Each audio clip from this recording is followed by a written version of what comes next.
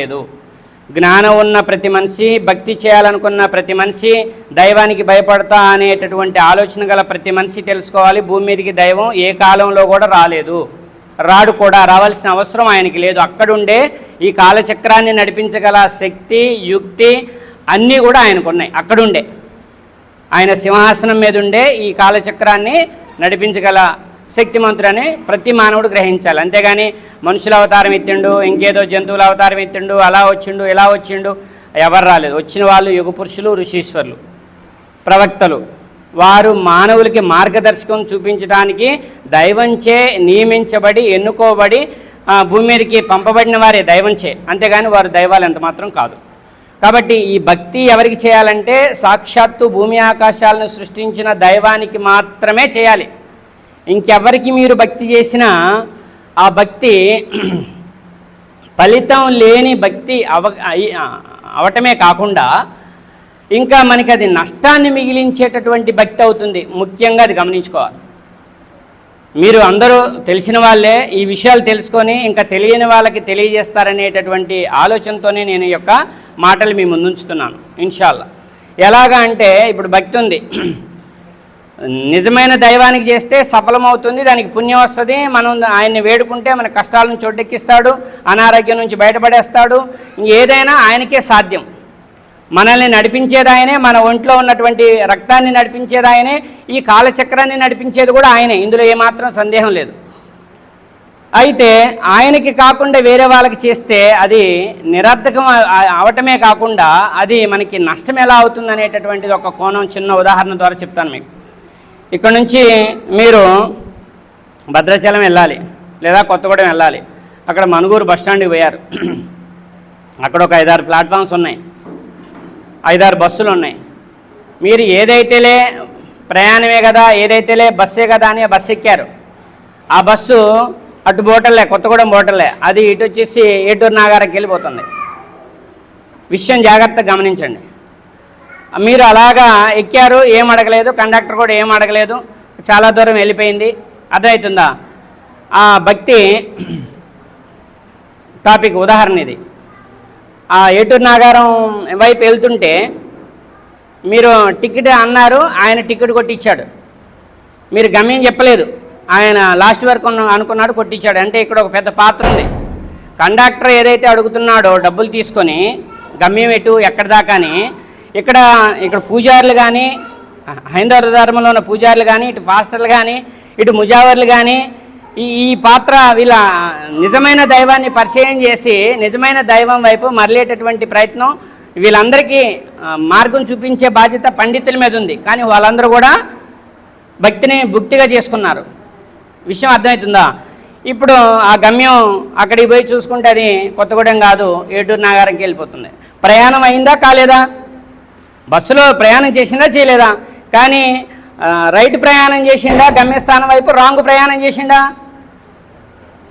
Wrong ప్రయాణం చేసిండు. Wrong ప్రయాణం చేస్తే అతనికి నష్టమా లాభమా? అక్కడ కొత్తగూడెం లేదు, ఇంపార్టెంట్ కార్యక్రమానికి అటెండ్ కావాలి, చాలా ఇంపార్టెంట్, మోస్ట్ ఇంపార్టెంట్, అది అందుకోలేదు. ఇటు ప్రయాణం లాస్ అయిపోయిండు, అటు ఆ కార్యక్రమం అందుకోలేదు. అలాగే నిజమైన దైవానికి కాకుండా మీరు ఎవరికైనా ఆరాధన చేస్తే అది కూడా భక్తి అవుతుంది, కానీ అది దారి తప్పిపోయిన భక్తి అవుతుంది. సన్మార్గ భక్తి కాదు, అది సన్మార్గం తప్పినటువంటి దైవ మార్గం నుంచి తప్పినటువంటి భక్తి అవుతుంది. కాబట్టి ఖచ్చితంగా మనం సృష్టికర్త అయిన దైవానికి ఆరాధన చేయాలి. ఆయన నుంచి మాత్రమే మనం ఏదైనా సహాయమైనా ఏదైనా సరే ఆయన నుంచి అడగాలి. ఆయనకి తెలియకుండా ఇక్కడ చెట్టు నుంచి ఒక ఆకు రాలి కింద పడదు, సూర్యోదయం అవ్వదు, సూర్యాస్తమం అవ్వదు, ఒక భూమి మీదకి ఒక ప్రాణి రాదు, భూమి నుంచి ఒక ప్రాణి మరణించదు. ఇక్కడికి ఇది క్లియర్. ఇక ధర్మంలో తన ఇష్టానుసారం చేయు ప్రతి పని నాశకరమైన ప్రతి పని మనిషిని నరకముందు చేర్చుని అంటాడు. ధర్మంలో ఏదైతే మన ఆచరణ భాగంలో కానీ ప్రచార భాగంలో కానీ మనకి ఖురాన్, హదీసు, మొహమ్మద్ సల్లల్లాహు అలైహి వసల్లం గారు 2 గ్రంథాలని మనకి ఇవి ఇచ్చి ఆయన చెప్పాడు, ఈ 2 గ్రంథాలని మీరు పట్టుకున్నంత వరకు మిమ్మల్ని ఎవరు మార్గం తప్పించలేరని చెప్పడం జరిగింది. కానీ దురదృష్టం ఏంటంటే అది నాలుక మీద నోటి మీద మాటగా మిగిలిపోయింది. ఇప్పుడున్న సమాజంలో ఎవరైనా పలానా ఆలిం గురించి తెలుసా, పలానా మదనీ గురించి తెలుసా, పలానా జమాత్ గురించి తెలుసా, పలానా వాళ్ళ గురించి, పలానా పండితుడి గురించి తెలుసా, ఇలాగే మాట్లాడుతున్నారు. కానీ స్వయంగా ఖురాన్ పరిశీలన చేయటం కానీ స్వయంగా హదీస్ని పరిశీలన చేయడం కానీ, మక్కాలో 13 సంవత్సరాలు 12 సంవత్సరాల చిల్లర అక్కడేం జరిగింది, అక్కడ ఎలాంటి ప్రచారం జరిగింది, ఎలాంటి ఆచరణ జరిగింది, మదీనాలో 10 సంవత్సరాల చిల్లర అక్కడ ఏం ఆచరణ జరిగింది, ఏం ప్రచారం జరిగింది, ఇదంతా కూడా మనకి 2 ల్యాబొరేటరీస్ మక్కా మదీనా. ఈ ధర్మం ఎప్పటికీ ఆఖిరతి వరకు కూడా ఈ ధర్మం మారదు, కానీ సులువు చేయబడింది. నాకు రామాంజవరాన్ని చూస్తే చాలా సంతోషం వేస్తుంది. ఎందుకంటే మదీనాలో ఏదైతే వాతావరణం యూదులకైనా క్రైస్తవులకైనా వారందరూ యూదులు క్రైస్తవులు ఎక్కువగా ఉన్నారు మదీనాలో. వారికి ఇబ్రహీం ధర్మం ఇదని చెప్పి వాళ్ళ గ్రంథాల వైపు ఈ తౌరాత్ని ఖురాన్తో పోల్చడం అర్థమవుతుందా. తౌరాతులో వెలుగుంది, దాంట్లో మార్గదర్శకత్వం ఉంది, దాంట్లో స్వస్థత ఉంది అని చెప్పి తౌరాతు గురించి చెప్పడం జరిగింది. అలాగే మరి ఇంజిల్ గురించి కూడా చెప్పడం జరిగింది. దాంట్లో వెలుగుంది, మార్గదర్శకత్వం ఉంది, స్వస్థత ఉంది. అలాంటి గ్రంథమే ఖురాన్ అని కూడా చెప్పడం జరిగింది. ఆ రెఫరెన్స్లు అన్నీ ఖురాన్లో క్లియర్గా ఉన్నాయి.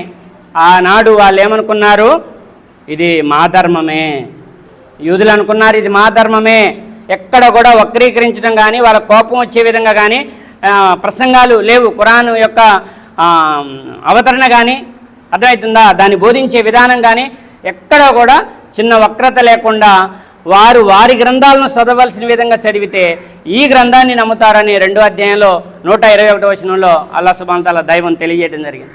కానీ ఇవాళ దురదృష్టం ఏంటంటే మా గ్రంథం గొప్ప, మా ప్రవక్త గొప్ప, మా మతం గొప్ప, మా ధర్మం గొప్ప అనేటటువంటి మాటలు ఎక్కువైపోయి ప్రపంచానికి అధిక శాతం ఉన్నటువంటి ఎవరైతే ముస్లిమేతర సోదరులు ఉన్నారో వారికి సందేశం వారి గ్రంథాల నుంచి అందకుండా అడ్డుపడేటటువంటి దౌర్భాగ్య స్థితి నేడు ముస్లిం సమాజంలోనే ఎక్కువగా కానొస్తుంది.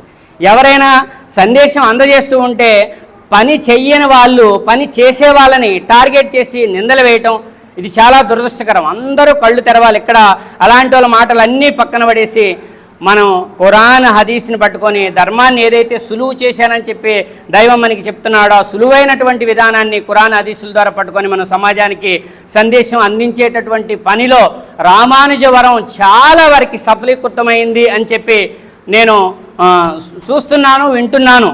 అల్హమ్దులిల్లాహ్, దేవునికి కోటాను కోట్ల కృతజ్ఞతలు తెలుపుతున్నాను. ప్రతి ఊరు ఇలా కావాలి, ప్రతి ఒక్క మసీదు ఇలా కావాలి. తెలుగులో సందేశం ఇవ్వటం కానీ మిగతా ముస్లిమేతర సమాజానికి ఆదర్శంగా ఉండటం కానీ ఇలాగ ఉంటే ప్రతి ఊరు బాగుపడుతుందనేది మరి నా అభిప్రాయం కాదు. ఇది ఖురాన్ హదీసుల యొక్క అవగాహన. దీన్ని ఇంకా అవగాహన చేసుకుని ధర్మాన్ని ముందుకు తీసుకెళ్ళవలసిందిగా ప్రతి ఒక్కళ్ళు ఇది నా బాధ్యత. ఈ సందేశం అందజేసేటటువంటి సందేశ కార్యం నా బాధ్యత అని ప్రతి ఒక్కళ్ళు అనుకొని మరి ఈ యొక్క సందేశాన్ని ఇంకా దశ దిశలా వ్యాపింపజేసే పనిలో మనందరినీ వాడుకోమని అల్లాహ్తో నేను దువా చేస్తూ ఇన్షాల్లా ఆమీన్. ఇక ఆచరణ అనేది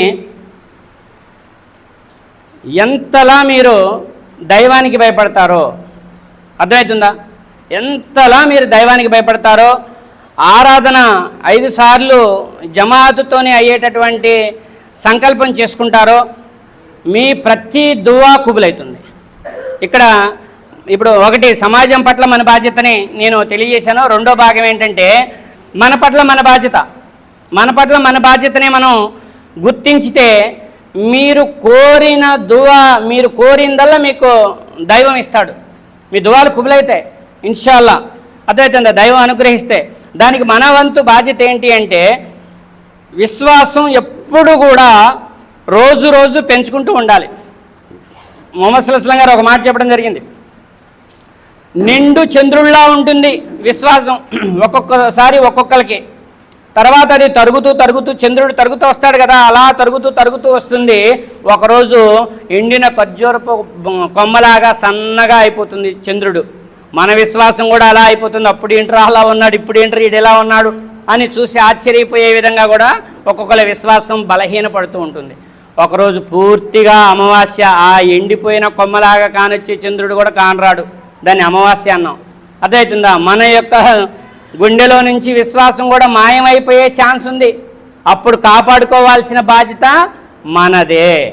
అర్థమవుతుందా, మీరు ఒక్కడిగా ఉంటే రెండోవాడిగా మీతో అల్లాహ్ ఉన్నాడు, దైవం ఉన్నాడు మీతో రెండోవాడిగా. మీరిద్దరు ఉంటే మూడోవాడిగా దైవం ఉన్నాడు. ఇది ఖురాన్లో స్పష్టంగా చెప్పడం జరిగింది. మీరు నలుగురు ఉంటే ఐదో వాడిగా ఉన్నాడు, అంతకుమించి ఎక్కువ ఉన్నా మీతో దైవం ఉన్నాడు, అంతకుమించి తక్కువ ఉన్నా మీతో దైవం ఉన్నాడు. దైవం ఉన్నప్పుడు మనం ఏం చేయాలండి? సెల్లులో ఏం చూస్తున్నాం, నోటితో ఏం మాట్లాడుతున్నాం, కళ్ళతో ఏం చూస్తున్నాం, చేతులతో ఏం చేస్తున్నాం, కాళ్ళతో ఎటువైపు నడుస్తున్నాం, ప్రతిదీ లిఖించబడుతుంది, రాయబడుతుంది. అంటే మన బాధ్యత పెరిగిందా తగ్గిందా? మన బాధ్యత పెరిగిందా తగ్గిందా? దైవం పట్ల చెప్పట్లేదు ఎవరు కూడా, పెరిగింది. అలా మీరు ఇక్కడ నమాజ్ చేసినాం, బయటికి వెళ్ళినాం, ఏం చేసినా చెల్లుబాటు అవుతుంది అనేటటువంటి ఆలోచన మీ మైండ్లో ఉంటే మీ విశ్వాసం అమావాస్యలాగా ఉన్నట్టే. అర్థమవుతుందా? ఖర్జూరపు కొమ్మలాగో అమావాస్యలాగో ఉన్నట్టు. అని నిరంతరం జ్ఞానం నేర్చుకోండి, నిరంతరం దైవంతో మాట్లాడండి, దైవాన్ని ఒక స్నేహితుడిగా చూడండి. అర్థమవుతుందా? మీకేం కావాలో, చిన్న పిల్లగాడు చిన్న దెబ్బ తగిలితే మొత్తంలో ఆడుకుంటున్నాడు వాకిట్లో, ఆ కింద పడ్డాడు, మోకాలికి దెబ్బ తగిలింది, ఎక్కడ దెబ్బ తగిలింది, ఇంటికి వచ్చి మమ్మీ డాడీ అని చెప్పి అమ్మ నాన్నకి ఎలాగైతే బోల్డ్ మనసుతోని ఎలా చెప్పుకుంటాడో, పక్కింటికి పోడు, ఆ ఇంటికి పోడు, అవునా కదా, సీదా ఇంట్లోకి వచ్చి వాళ్ళ తల్లిదండ్రులకి ఎలాగైతే చెప్పుకుంటాడో అలాగా చిన్న కష్టమైన దైవానికి చెప్పుకోండి మీరు. అర్థమవుతుందా? పెద్ద కష్టమైన దైవానికి చెప్పుకోండి మీరు.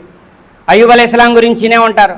ఆయనకి ఎంత పెద్ద రోగం వచ్చింది, అయినా సరే విశ్వాసం సడలిందా? సడల్లేదు. మరి అలాగే స్త్రీలలో కూడా ఆయిషా ఉంది కదా, ఫిరోన్ భార్య ఆసియా గారు, ఆమె భర్త ఎంత దుర్మార్గుడు అంటే భూమండలం మీద అలాంటి దుర్మార్గుడు ఇక పుట్టి పెరగలేదు ఫిరోన్. అలాంటి భర్తతో ఉండి కూడా ఆమె నిజమైన విశ్వాసురాల్లాగా ఉంది, ఆరాధన ఎప్పుడు కూడా విడవలేదు. ప్రపంచంలో అతిపెద్ద దుర్మార్గుల్లో పెద్ద దుర్మార్గుడు ఫిరోన్ రాజు. అతని భార్య విశ్వాసురాలు. మీకు అంతకంటే భర్త కష్టాలు పెట్టే భర్త ఉన్నాడాగా? ఫిరోన్ అంత కష్టాలు పెట్టే భర్త ఉన్నాడా? లేడు కదా. కాబట్టి స్త్రీలు కూడా ఆలోచించాలి, విశ్వాసం జ్ఞానం పెంచుకోవాలి, విశ్వాసం పెంచుకోవాలి. అర్థమవుతుందా? 5 సార్లు ఆరాధన చేయాలి. పిల్లలకు కూడా అన్ని గ్రంథాల జ్ఞానం నేర్పండి, ఖురాన్ గ్రంథం యొక్క జ్ఞానం నేర్పండి. నిరంతరం దైవం మనల్ని చూస్తున్నాడు, ఆయన్ని మనం స్నేహితునిగా చూద్దాం ఇన్షాల్లా. అర్థమవుతుందా? దైవం మీ స్నేహితుడైతే శైతాను మీ ఇంటిని మీ ఒంటిని వదిలి పారిపోతాడు. మీరు ఎక్కడున్నా, ఇంట్లో ఉన్నా శుభమే, పనిలో ఉన్నా శుభమే, వ్యాపారంలో ఉన్నా శుభమే, సమాజంలో ఉన్నా శుభమే. ఎప్పుడైతే మీరు దైవాన్ని స్నేహితుడిగా చూడరో, ఇక్కడి వరకే ఆరాధన చేసి బయటికి వెళ్ళిపోయాక మళ్ళీ అల్లాని దైవాన్ని మీరు మర్చిపోతారో, శైతాను మీ స్నేహితుడైతాడు, మిమ్మల్ని చెల్లులో చెడు వైపు ప్రేరేపిస్తాడు. మరి నోటితో చెడు మాట్లాడండి, వాళ్ళు పత్తిత్తులా, వీళ్ళు పత్తిత్తులా, వాళ్ళు మంచోళ్ళ, వీళ్ళు అందరిదంతే పగిలిందిలే, నేనంటే ఏమైద్ది అనేటటువంటి సాకులు ఎత్తుక్కొని మిమ్మల్ని చెడు వైపు ప్రేరేపిస్తాడు శైతాను. కాబట్టి ముహమ్మద్ సల్లల్లాహు అలైహి వసల్లం గారిని దైవం తాకీద్ చేయడం జరిగింది, అల్లా తాకీద్ చేయడం జరిగింది. ఓ ముహమ్మద్, నేను కాపాడకపోతే నువ్వు దారి తప్పిపోయేవాడివి అని చెప్పి ఖురాన్లో స్పష్టంగా తెలియజేయడం జరిగింది. సచ్చీలుడు, జీవితంలో అబద్ధం ఆడని వ్యక్తి, అర్థమైన సుగుణాల రాశి, మానవ మహోపకారి, ఎటు చూసినా నిలువెత్తు. ఎటువంటి శాస్త్రజ్ఞులు కానీ పండితులు కానీ ఆ కాలం నుంచి ఈ కాలం వరకు, ఇంకా ఆఖిరతి వరకు కూడా అలాంటి మహోన్నత వ్యక్తిత్వం, శీలం గల వ్యక్తి ఇంకా పుట్టబోడు అలాంటి మహోన్నతుడినే ముహమ్మద్ సల్లల్లాహు అలైహి వసల్లం గారినే దైవం అంటున్నాడు, నేను కాపాడకపోతే నువ్వు దారి తప్పిపోయేవాడు. ఆయన్నే అన్నాడంటే మనం ఎంతగా. కాబట్టి మనం నిత్యం కూడా, ఓ దైవమా నన్ను నడిపించు, వల్లా నన్ను నడిపించు, సన్మార్గమే నడిపించు, నన్ను కాపాడు, నన్ను రక్షించు, నన్ను కాపాడు, అస్తగఫిరుల్లా ఏదైతే ఉందో నన్ను క్షమించు. ఇదే దువా మీరు ఆయుధంగా జిక్రుగా మీరు స్వీకరిస్తే మీ బాధ్యతలు మొత్తం ఆయనే తీసుకుంటాడు. 9వ అధ్యాయంలో అనుకుంటా రాజగుహ్య యోగంలో చెప్తాడు, అనన్యాంచిత ఎంతోమా మే జనా పర్యుపాసతే తేషాం నిత్యాభియుక్తానాం యోగక్షేమం అహమ్యహం అంటాడు. మీరు ఎవరైతే నన్ను తెలుసుకొని నన్నే ఆరాధిస్తారో మీ యోగక్షేమాలన్నీ నేనే చూస్తా అంటాడు భగవద్గీతలో కూడా. అర్థమవుతుందా? కాబట్టి ఇక్కడ మనకి గ్రంథాలన్నీ సమానమే, ఒకటి ఎక్కువ ఒకటి తక్కువ అనేటటువంటి భావన మనలో లేదు. కాబట్టి ఇక్కడ ఇలాంటి వాతావరణం ఉంది కాబట్టే ఇంతమంది జుమ్మా నమాజ్కి, శుక్రవారం నమాజ్కి, దైవ ఆరాధన కోసం హాజరై ఉన్నారు. ఇది చాలాదా సాక్ష్యం? ప్రతి పల్లెటూరు ఇలాగా ఆదర్శవంతంగా తీర్చిదిద్దేటటువంటి పండితులు కానీ, ఇక్కడ తెలుసుకున్న వాళ్ళు కానీ, వాళ్ళ ఊళ్ళో తెలుసుకున్న వాళ్ళు కానీ ప్రతి ఒక్క గ్రంథాన్ని గౌరవించండి. ఎందుకంటే నీ గ్రంథం నీకు ఎంత ఇంపార్టెంటో నా గ్రంథం అనుకుంటున్నావు, అది మానవాళికే గ్రంథం, అది దైవం పంపించింది. నువ్వు ఖురాన్ని ఎలాగైతే ప్రేమిస్తున్నావో వారికి పంపబడిన గ్రంథాలను వారు కూడా ప్రేమిస్తున్నారని చెప్పి సాక్షాత్తు దైవమే దివ్య ఖురాన్లో చెప్పడం జరిగింది. దాన్ని నువ్వు తక్కువ చేస్తే వాళ్ళు ఏం చేస్తారు? నువ్వు ఆరాధిస్తున్నటువంటి దైవం పంపిన ఖురాన్ని వారు కూడా కించపరిచేలా మాట్లాడేటటువంటి తప్పిదం నువ్వు ఒక దారి చూపించినట్టు వాళ్ళకి, అది ఇంకా పెద్ద పాపం, ఇంకా పెద్ద పాపం అది. కాబట్టి ఇక్కడ ప్రతి ఒక్కరు కూడా దాయిలుగా సందేశాన్ని ఇతర గ్రామాలకి, ఇతర మండలాలకి, జిల్లాలకి, ఈ యొక్క రాష్ట్ర వ్యాప్తంగా ఈ సందేశాన్ని అందించాలని, దానిలో మనందరినీ దైవం వాడుకోవాలని మనస్ఫూర్తిగా దువా చేస్తూ, వివాహం అనేది 2-3 మాటలు చెప్పుకుందాం. జీవితానికి అతిపెద్ద టర్నింగ్ పాయింట్, అతిపెద్ద ఘట్టం వివాహం అనేది, అవునా కాదండి? అతిపెద్ద ఘట్టం. నువ్వు ఒంటరిగా ఉండలేవని, నీకు సుఖం కోసం, సౌఖ్యం కోసం, తోడు కోసం ఆదాం గారిని సృష్టించి, ఆదాం గారికి తోడుగా అవ్వాని సృష్టించాడు. భార్యాభర్తల బంధం భూమి మీద మొట్టమొదట ఏ బంధం స్టార్ట్ అయిందయ్యా? భూమి మీద ఏ బంధం స్టార్ట్ అయింది? భార్యాభర్తల బంధం భూమి మీద ఫస్ట్ స్టార్ట్ అయింది. అలాంటి భార్యాభర్తల బంధం పెళ్ళి మా జీవితంలో ఒక అతిపెద్ద టర్నింగ్ పాయింట్. ఎందుకు అంటే త్యాగాల గురించి చెప్పుకుందాం. సమాజంలో అప్పటి వరకు తల్లిదండ్రుల మీద బాధ్యతగా, తల్లిదండ్రులు ఏదైనా వాళ్ళే చూసుకుంటారులే అని చెప్పి ఎదిగినటువంటి పిల్లలు ఒక్కసారిగా ఒక పెద్ద బాధ్యతని వాళ్ళు మోయటానికి సిద్ధపడినట్టు. స్త్రీ చూసుకుంటే తల్లిదండ్రుల సంరక్షణలో ఉంటుంది. పెళ్ళి రోజు నుంచి చూడండి, వాళ్ళ ఇంటిని త్యాగం చేసింది ఆమె. ఎన్ని త్యాగాలు చేసిందో చూద్దాం. తల్లిదండ్రులని త్యాగం చేసింది, బయలుదేరింది భర్తతోని. పుట్టి పెరిగిన ఇంటిని త్యాగం చేసింది, తిరిగిన ఊరిని త్యాగం చేసింది. అర్థమవుతుందా? ఓన్లీ భర్త బంధంతోనే ఆ రోజు నుంచి భర్తతో కలిసి జీవితం పంచుకోవటానికి, జీవిత కాలం నడవటానికి సిద్ధపడిపోయింది. ఇలాంటి త్యాగం ఎవరైనా చేయలేస్తారా? పురుషులు ఎవరైనా చేయలేస్తారా? చేయలేరు. ఆ త్యాగం ఆమె చేసింది కాబట్టి ఆమెను ఎక్కడ పెట్టుకోవాలి? గుండెల్లో పెట్టుకొని చూసుకోవాలి. ఏమంటున్నాడు దైవం? భార్య భర్తకి ఇవ్వబడిన అపురూపమైనటువంటి బహుమానం. నీ దగ్గర లక్షలు ఉండొచ్చు, కోట్లు ఉండొచ్చు, బంగారం ఉండొచ్చు, వెండి ఉండొచ్చు, వజ్ర వైడూర్యాలు ఉండొచ్చు. అవన్నీ పోయినా కొద్దిగా బాధపడతావు. కానీ భార్య స్థానంలో నీ భర్త స్థానం దెబ్బతిన్నది అంటే వాటన్నింటికంటే ఎక్కువ బాధపడతావు. అవునా కదా? సర్వం కోల్పోయిన మాదిరిగా బాధపడతాడు. కాబట్టి గుండెల్లో పెట్టుకోవాలి. ఆమెని జాగ్రత్తగా చూసుకోవాలి, ఆమె సంరక్షణ బాధ్యత చూసుకోవాలి, ప్రేమగా చూసుకోవాలి. అర్థమవుతుందా? ఇక భర్త విషయానికి వస్తే, జీవితంలో కొంచెం ప్రేమ చూపించి, భర్తకి కొంచెం ప్రేమ చూపించి, పిల్లలైతారు, 2-3 పిల్లలైతారు. పెళ్ళైన తర్వాత ఆ పిల్లల కోసం, ఆ భార్య కోసం కొంచెం అన్నం వడ్డించి, నువ్వు అన్నం పెట్టి నీళ్ళు అందించి, కొంచెం సంసార బంధంలో కొంచెం ప్రేమ చూపిస్తే జీవితకాలం సూర్యుడి కంటే ముందు బయలుదేరి ఇంటి నుంచి వెళ్ళిపోతాడు. వెళ్ళిపోయి మళ్ళీ సూర్యుడు వెళ్ళిపోయిన తర్వాత ఇంటికి వస్తాడు డబ్బు సంపాదించుకొని. నా భార్య గొప్పగా గౌరవంగా ఉండాలి, నా భార్యకి ఇంత బంగారం కావాలి, నా భార్యకి ఇల్లు ఉండాలి, నా పిల్లలకి ఇల్లు ఉండాలి, వాళ్ళకంటే బాగుండాలి, వీళ్ళకంటే బాగుండాలి. ఎటువంటి ఏమీ ఆశించకుండా కొంచెం ప్రేమ ఆశించి జీవితకాలం జీవితాన్ని త్యాగం చేసిన త్యాగమూర్తి భర్త అంటే. అలాంటి భర్తని మోసం చేస్తే ఆ ఇంట్లో ఎప్పటికీ శుభం ఉండదు. ఆ ఇంట్లో శైతాను విలయ తాండవం చేస్తూ ఉంటుంది, ఆ దరిద్రం విలయ తాండవం చేస్తూ ఉంటుంది. కాబట్టి భర్తని మోసం చేసిన ఇల్లు ఎప్పటికీ కూడా సుఖ సంతోషాలతో ఉండదు. ఇది అందరూ గుర్తుపెట్టుకోవాలి. కానీ మిమ్మల్ని శైతాన్ని ప్రేరేపిస్తూనే ఉంటుంది.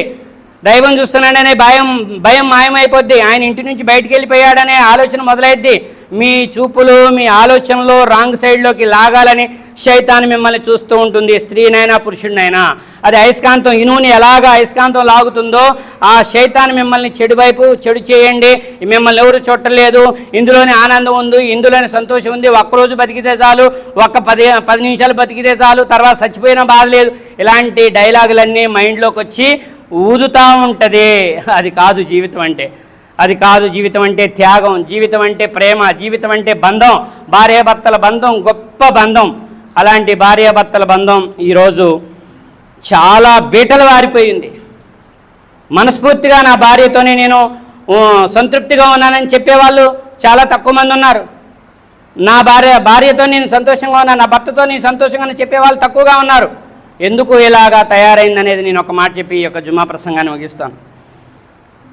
ఎవరికి ఇచ్చినా, భార్యని భర్తకి ఇచ్చినా, భర్తని భార్యకి ఇచ్చినా, ఈ బంధం ఎవరండి కలిపేది? ఏంటి అడిగినప్పుడు చెప్పండి. మనం అందరం విశ్వాసం అడిగినప్పుడు చిన్న మాట, నేను చెప్పేవాడిని మీరు వినేవాళ్ళు కాదు, మీరు నేను కలిసి మాట్లాడుకుంటున్నాం. దేవుడే కదా, దేవుడిచ్చింది భార్యకి భర్తగా బహుమానం, భర్తని భార్యగా బహుమానం. దేవుడే బహుమానంగా ఇచ్చాడంటే మంచి బహుమానం ఇస్తాడా, చెడ్డ బహుమానం ఇస్తాడా? మంచి బహుమానం ఇస్తాడు. మరి అందరూ ఏంటి ఇలా అంటున్నారు? పెళ్ళైన తర్వాత ఒక 2 పిల్లగాలు పుట్టిన తర్వాత, లేకుంటే 1 సంవత్సరం 2 సంవత్సరాల తర్వాత ఒక అమ్మాయి పుట్టిన తర్వాత, నేను అనుకున్న భార్య వేరు, నాకు వచ్చిన భార్య వేరు. ఒక్క మాట వింటలా నా మాట అంటారా అనరా? ఆమెనుకుంటుంది, నేను కోరుకున్న భర్త రాలా, ఈడేంది ఎట్టాంటోడు వచ్చింది, వీడితో జీవితకాలం నేను ఉండాలా, నా కర్మేంది ఎట్టగాలిందని ఆమె అనుకుంటుంది. పోయి వాళ్ళ అమ్మకి చెప్పిద్ది. అర్థమవుతుందా? వాడితో సంసారం చేయటం ఎవడి వల్ల కాదని అంటది. మరి ఈ బహుమానం ఏమో దైవం ఇచ్చాడు, వీళ్ళేమో ఇలా అనుకుంటున్నారు. ఎందుకు ఇలా అయింది అనేది చిన్న ఉదాహరణ ద్వారా మీకు తెలియజేస్తాను. ఆయన జంటలుగా చేశాడు. దేన్ని చేసినా సూర్య యాసిన్ సూరా 36 ఆయత్ 2 సార్లు ఉంది ఇది. జంటలో ఒకటి బలము, ఒకటి బలహీనము, ఇది గుర్తుపెట్టుకోవాలి. అర్థమవుతుందా? భార్య తెలివిగలదనుకో కొంచెం భర్త మెత్తటోడు ఉంటాడు. భర్త పిసినారోడు అనుకో భార్య ఖర్చు పెట్టేది ఉంటుంది. భార్య పిసినారనుకో భర్త ఖర్చు పెట్టేడు ఉంటాడు. అర్థమవుతుందా? ఒక రోజులోనే పగలు, ఒక రోజులోనే రాత్రి, అంటే సగం వెలుగు సగం చీకటి, సగం వేడి సగం చల్లదనం. అర్థమవుతుందా? అన్ని జంటలు ఉన్నాయి. అలా మన జీవితంలో కూడా భార్య భర్తల జంట. నేను కోరుకుంది రాలేదు, నీకు కోరుకుంది రాదు, నీకు ముడిసరికి ఇచ్చాడు. 2 ఎడ్లు సమ అయితే బండి బతకదు, 2 ఖర్చు పెట్టేవాళ్ళు అయితే ఆ సంసారం ఉండదు. అర్థమవుతుంది? 2 పిసినారోళ్ళు అయితే ఆ సంసారం అట్లా ఉండదు. కాబట్టి 2 గొడుసోళ్ళు అనుకో వాళ్ళ ఇంటికి ఏ చుట్టం రాడు, 2 మెదడోళ్ళు అనుకో వచ్చిన చుట్టాలు వాళ్ళ ఇంట్లోంచి పోరేగా. ఎందుకంటే పెడుతుంటే మేత్తకి తింటా ఉంటారు, వీళ్ళ సంసారం ఆగమవుతుంది. కాబట్టి ఈ విషయం తెలుసుకొని ఏమంటున్నాడంటే దైవం, మీకు భార్యలో అన్ని గుణాలు నచ్చాల్సిన అవసరం లేదు. అన్నీ నచ్చాలంటే అలాంటి వాళ్ళు భూమి మీద ఇంకా పుట్టలేదండి. అబ్బా నేను కోరుకున్న భార్య కావాలంటే అన్నీ నువ్వు కోరుకున్న లక్షణాలన్నీ ఉండాలంటే అలాంటి స్త్రీ భూమి మీద లేదు. మరి అట్లా దైవం అంటున్నాడు, ఆమెలో నీకు 1-2 సుగుణాలు నచ్చినా ఆ సుగుణాలని ప్రస్తావించుకుంటూ ఆమెని అప్రిషియేట్ చేసుకుంటూ సంసార బంధాన్ని ధర్మపదంలో ముందుకి కొనసాగించండి. అన్నీ శుభాలే ఇన్షాల్లా ఆమీన్. అర్థమవుతుందా? కాబట్టి ఇలాంటి జుమ్మా ప్రసంగం మరి ఈరోజు గొప్పగా ఒకటైనటువంటి జంటని మనం అందరం దువా చేద్దాం. వారి కోసం కూడా వారి సంతానాన్ని, వారి తల్లిదండ్రులని, ఇటు తల్లిదండ్రులని, అత్తమామల్ని మరి వారి గౌరవం పెంచే విధంగా వారికి సంతానాన్ని అనుగ్రహించమని, వారి సంసార బంధాన్ని ముందుకు తీసుకెళ్లేలా అనుగ్రహించమని అలాతో దువా చేస్తున్నాను ఇన్షాల్లా ఆమీన్. అనస్ అండ్ దీపిక, ఆయిషా దీపిక వారి కోసం కూడా దువా చేస్తున్నాను ఇన్షాల్లా ఆమీన్.